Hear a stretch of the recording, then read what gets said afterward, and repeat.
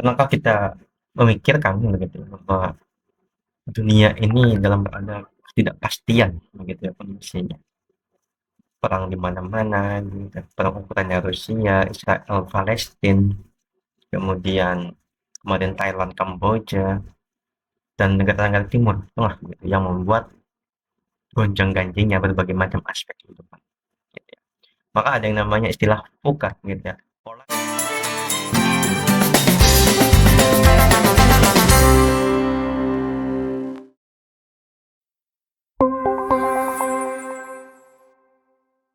Like, comment, share, dan subscribe ya.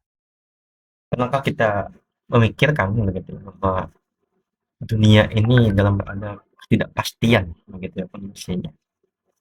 Perang di mana-mana, gitu. Perang Ukraina Rusia, Israel Palestina, kemudian kemarin Thailand Kamboja, dan negara-negara timur tengah gitu, yang membuat gonjang-ganjingnya berbagai macam aspek kehidupan.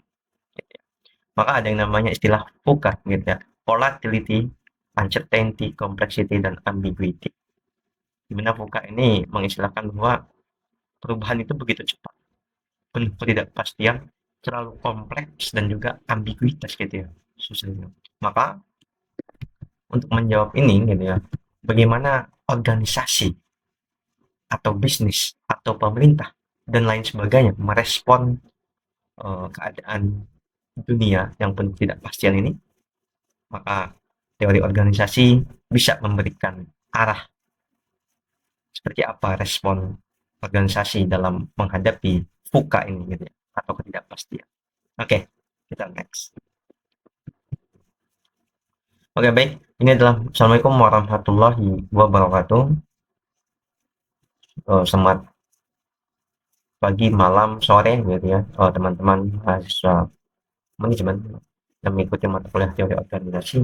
Ini adalah teori tambahan di luar kelas agar Anda bisa merecall kembali, mereview terus-menerus gitu terkait dengan materi yang sudah disampaikan di kelas nanti begitu.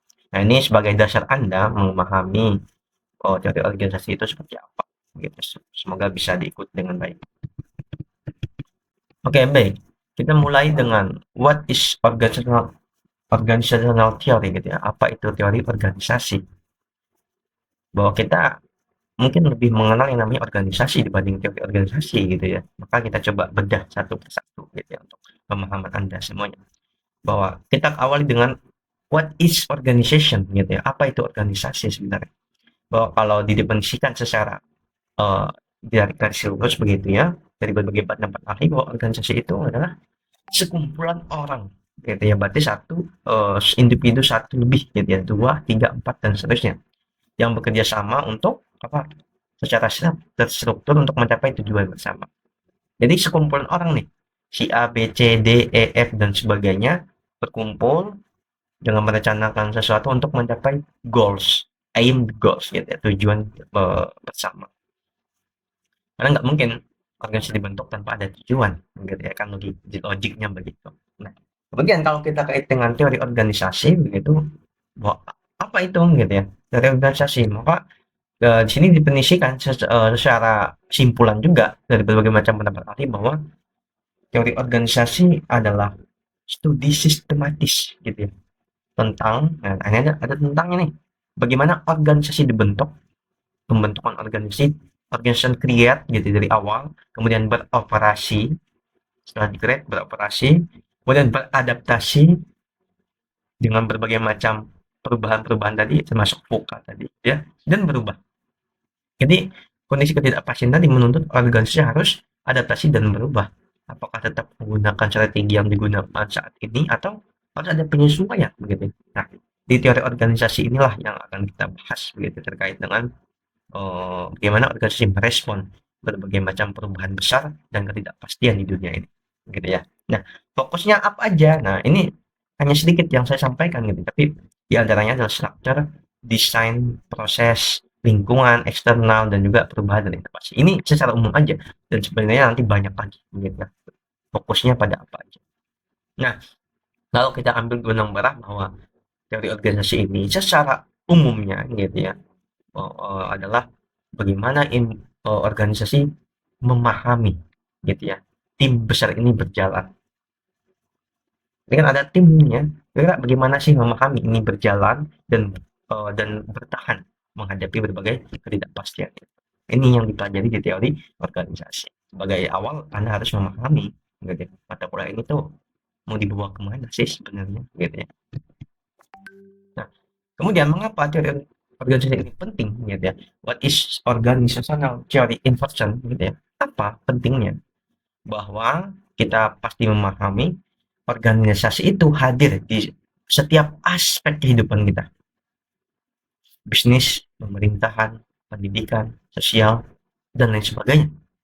Hadir dimanapun di lingkungan terdekat kita gitu ya.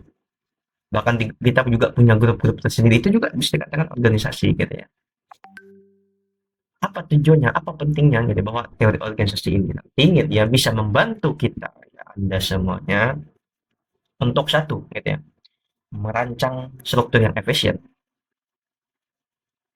agar adaptif tadi gitu. Jadi dirancang struktur yang tepat seperti apa. Kemudian apa? Mengelola kompleksitas internal. Berbagai macam divisi, karakter manusia, diversity-nya dan sebagainya itu harus dikelola. Kekompleksan di internalnya itu. Gitu. Kemudian apa? Ketiga, mengadaptasi perubahan lingkungan. Ini pasti. Organisasi harus didesain, harus adaptif. Jangan terlalu nyaman di zonanya gitu ya kalau bahasa gaul saat ini gitu ya. Kemudian apa? Yang keempat, meningkatkan efektivitas dan inovasi. Jadi teori ini mampu nanti membawa organisasi itu lebih efektif dan inovatif gitu ya. Bagaimana menjalankan organisasi yang efektif, nah itu akan dipelajari nanti di sini. Kemudian utamanya adalah pengambilan keputusan yang kelima ya. Kenapa pengambilan keputusan? Karena itu tadi, misalkan dihadapkan pada situasi yang sangat sulit diprediksi, ya kita harus mengambil keputusan di hari itu juga, gitu ya. Nah, teori organisasi ini akan membantu para manajer atau para pimpinan dan manusia itu sendiri gitu untuk mengambil decision making, gitu ya, atau pengambilan keputusan. Nah, kemudian, nah ini ada pertanyaan yang saya berikan, gitu ya. Silakan Anda bisa menjawab, ikut berkomentar, drop your answer gitu ya di kolom komentar YouTube ini. Ada dua pertanyaan awal gitu ya. Apa itu teori organisasi? Silakan Anda jawab dengan bahasa Anda sendiri, gitu, pemahaman Anda sendiri. Kemudian, kenapa penting dipelajari? Silakan juga Anda bisa memberikan respon di kolom komentar dengan jawaban apa namanya dengan pendapat Anda sendiri. Oke, bisa dipahami ya? Oke, baik. Nah, ini kita lanjut kepada yang namanya key focus gitu ya in organizational theory. Kira-kira fokus teori organisasi itu kemana ya sebenarnya? Gitu ya. Maka tadi di depan sudah saya singgung sedikit ya bahwa karakter desain dan sebagainya. Nah ini yang lebih kompleks gitu ya. Bahwa fokusnya teori organisasi adalah satu pada struktur organisasi. Apakah dia formal atau informal gitu ya. Apakah dia hierarki dari atas ke bawah yang berjenjang itu gitu ya. Atau departementalisasi. Atau bisa juga sentralisasi gitu ya. Nah, itu akan dipelajari di teori organisasi. Kemudian lingkung organisasi, eksternal, dinamika pasar, dan sebagainya itu juga akan kita pelajari nanti. Kemudian budaya dan leadership, bagaimana budaya dibentuk, dijalankan, dan bagaimana kepemimpinan gitu ya, bisa mempengaruhi bawahannya. Kemudian desain dan inovasi organisasi ini pasti, dan juga perubahan dan adaptabilitas gitu, yang akan kita pelajari. Bahwa organisasi itu harus melek dengan perubahan zaman gitu ya. Nah, pada akhirnya nanti Anda semuanya nanti akan belajar gitu ya, memahami bagaimana semua komponen yang kompleks ini saling terkait, saling beririsan, dan mempengaruhi kinerja organisasi secara keseluruhan. Ini yang akan kita pelajari. Ini fokus utamanya ya, setidaknya. Tapi ada juga beberapa fokus-fokus yang lain. Begitu, saya kira itu. Nah, ini beberapa evolusi teori ya, walaupun memang tidak terlalu apa namanya harus kita tahu ya, namun setidaknya kita bahwa ada dasarnya lah ya. Bahwa evolusi organisasi ini dimulai dari pendekatan klasik gitu ya. Ini juga bisa dikaitkan dengan adanya manajemen itu gitu ya. Pendekatan klasik oleh Taylor Weber Payol 1900. Kemudian ada yang namanya pendekatan human relation, ada juga yang namanya pendekatan modern dan sistem terbuka. Kemudian ada juga era digital dan organisasi virtual. Ini yang akan kita pelajari nanti lebih detail di bab-bab selanjutnya gitu ya. Bahwa kita harus juga melihat kira-kira teori organisasi itu berkembang dari masa ke masa itu seperti apa. Itu yang akan kita pelajari nanti. Nah, kemudian apa sih gitu ya relevansinya teori organisasi ini di dunia nyata apa? Kok harus dipelajari begitu? Ini yang harus kita eh, apa namanya pahami. Bahwa sekali lagi dunia kerja saat ini gitu ya, bahwa Anda sebagai lulusan itu tidak hanya butuh skill teknis gitu ya, tapi juga organizational insight gitu ya, wawasan dari organisasi juga ada gitu ya.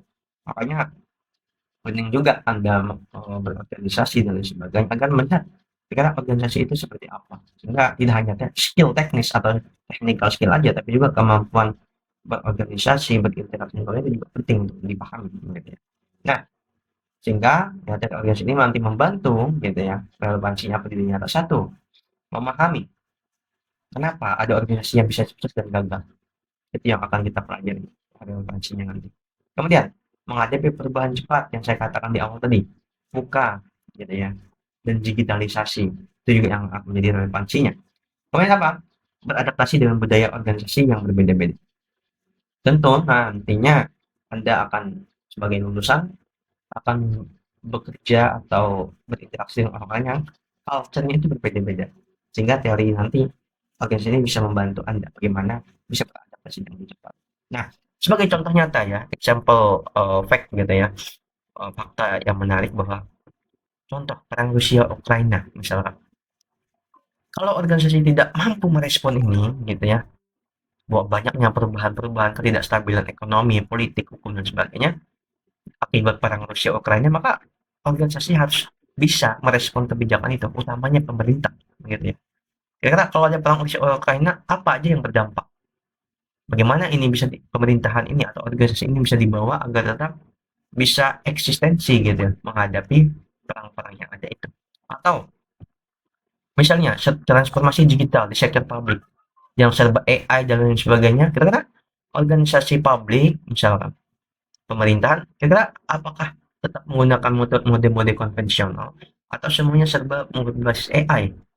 Semuanya digital, tidak perlu datang langsung ke kantor dan lain sebagainya, melalui rumah saja bisa. Nah, itu juga harus direspon gitu ya, oleh pemangku kepentingan dan teori organisasi akan memberikan pemahaman terkait itu kepada Anda semuanya.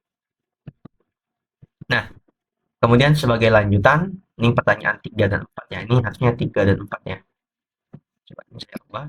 Ini apa saja fokus teori organisasi itu sudah kita bahas. Kira-kira apa aja fokus teori organisasi? Silakan jawab dan juga berikan contoh. Kira-kira organisasi apa begitu ya yang apa namanya menjalankan teori organisasi. Silakan Anda bisa memberikan contoh-contoh nyata di lingkungan sekitar Anda. Sekira itu bisa paham ya. Nah, harapannya nanti gitu ya, Anda memang mengikuti pembelajaran ini, Anda setidaknya mampu menjelaskan dan mengkritisi teori organisasi, kemudian menganalisis juga organisasi nyata menggunakan pendekatan secara teori gitu ya. Kemudian kita juga menuntut Anda bisa berpikir gitu ya bahwa mengapa organisasi bekerja seperti ini gitu ya. Bagaimana seharusnya, yang idealnya seperti apa itu yang akan kita pelajari dan ini menjadi ekspektasi. Kemudian silakan Anda juga bisa memberikan ekspektasi Anda. Kira-kira dari mata kuliah ini, kira-kira ekspektasi Anda nanti seperti apa setelah mengikuti mata kuliah? Silakan Anda bisa berkomentar juga. Nah, sebagai penutup, gitu ya, semoga jika lelahmu hari ini terasa mencekik, ingatlah, tangan ayahmu dulu tak pernah memilih ringan atau berat.